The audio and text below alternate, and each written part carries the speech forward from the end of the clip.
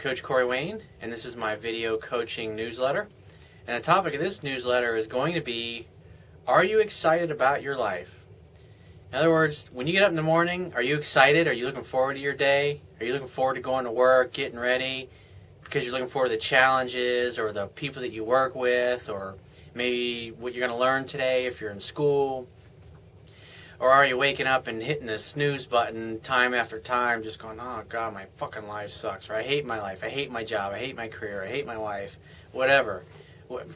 Are you happy when you wake up? Are you excited when you look towards the day? Or do you just think, oh fuck, same shit, different day? So it's tough to manage your state. It's tough to be excited about life.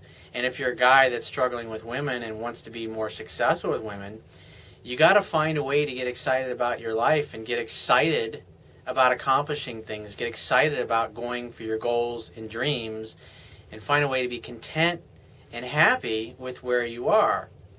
And I've used a lot of great tools, which I'm going to share with you in this video, to help me manage my state, because I've gone through all kinds of crazy, difficult things in my life.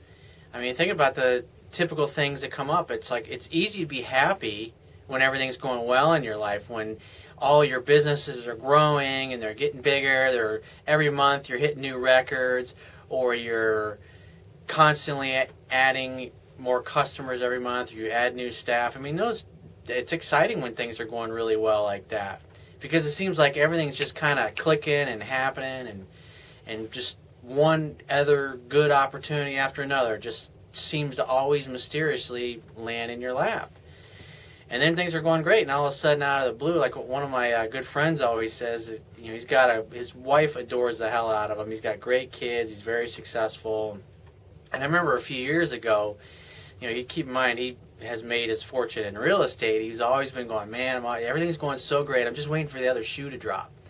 Well, obviously, the other shoe finally dropped. And so what happens when you're going along about your daily life and everything's going great, and all of a sudden your girlfriend or your wife up and dumps you unexpectedly? How do you deal with that? Do you just go, well, fuck it, it's your loss, honey. I'm going to go out and party. Now I'm single. I mean, that's the obvious answer, but when you're emotionally tied up and wrapped up in somebody, how many people are actually able to do that? Or what happens when you wake up in the business that you've been working at for a decade, and that you've spent 15, 20 years getting to the place where you are now, and then you wake up and you go, I don't really have the same internal enthusiasm for my business that I once used to have. Or, you know what? I'm really fucking tired of my business partners. They're a pain in the ass. Or you realize that where you're going and your business partners is in a completely different direction. Or everything's going great in your business. You've gone through a structural reorganization, and you got rid of business partners that were no longer aligned with your vision and where you wanted to go. And you've leveraged yourself, you put your ass in the line, your credit on the line for one of your companies, and then you've got this guy that a couple guys you brought in to be business partners, and I do everything with honor and integrity. I'm with you all the way. I love you. I appreciate you. I care about you. I'm 100% committed. And so you leverage all these things for this business, and at the last minute, after 2 weeks prior, this guy reassuring you, and everything's on the line. You got a new office space leased, and one of your other partners was nice enough when you were out of the country to personally guarantee your name to $50,000 or $100,000 worth of office equipment on a business lease. And the only way that the company can go forward is with the equity infusion that a private equity fund has been promising for a year and a half. And then everybody's going to supposedly fly down the next weekend to meet and sign everything, and then one of them at the last minute backs out after professing for a year and a half how they do everything with honor and integrity, and then from one minute to the next, it's, well, hey, it's nothing personal, it's just business. I know you got your ass in the line, and you spent all this money of yours, and you borrowed money out of your line of credit or off of your office building, or you took out your 401k, and they just at the last minute say, I remember one of my coaches was telling a story one time that he was getting ready to go on stage in front of like 10,000 people, and he's a very successful and well-known personal development speaker, one of the top in the world. And right before he goes on stage, he gets the guy who was running his company, the CEO of his company, basically says, "Hey, I'm resigning, and by the way, you're bankrupt." How do you deal with shit like that? How do you deal with a business partner backing out, or a business partner that you just can no longer get along with? How do you manage your state when you're going through those kinds of calamities? Well, the key in all of these things, and to remember about life, and one of the points of this video is that, and you should probably write this down, is that in order to manage your state, you want to see things as they are, not worse than they are, not better than they are, but as they are. And remember that everything that happens in your life, minute by minute, every calamity, everything that you perceive as being bad or wrong or not what the desired outcome was you were hoping for, those meanings, they only have the meanings that you give it.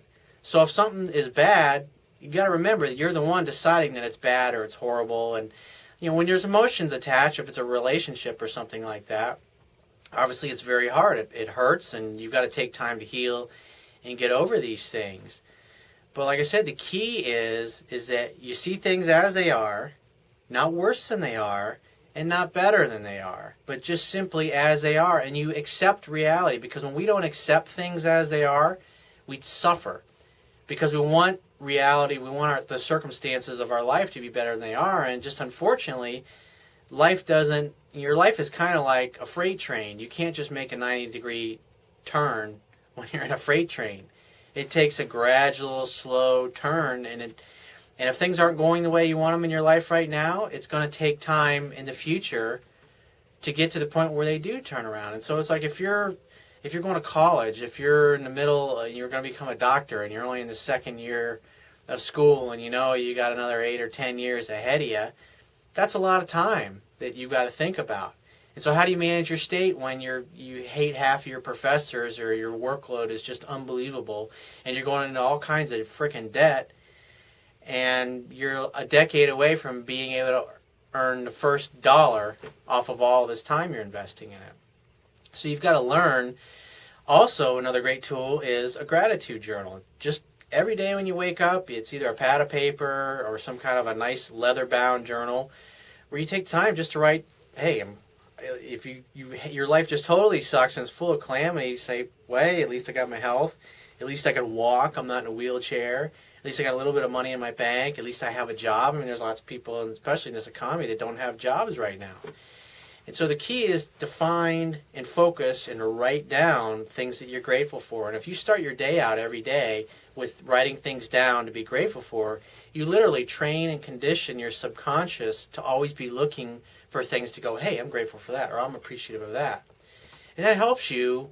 That's just one of the tools that you can use to get through things when they're difficult.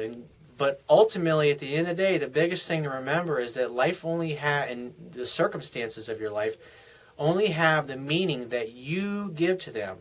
And so if you can't change the circumstances of your life, because maybe it's going to take you 6 months or 2 years to get out of the bad situation you're in right now, the only thing you can do is change what it means to you.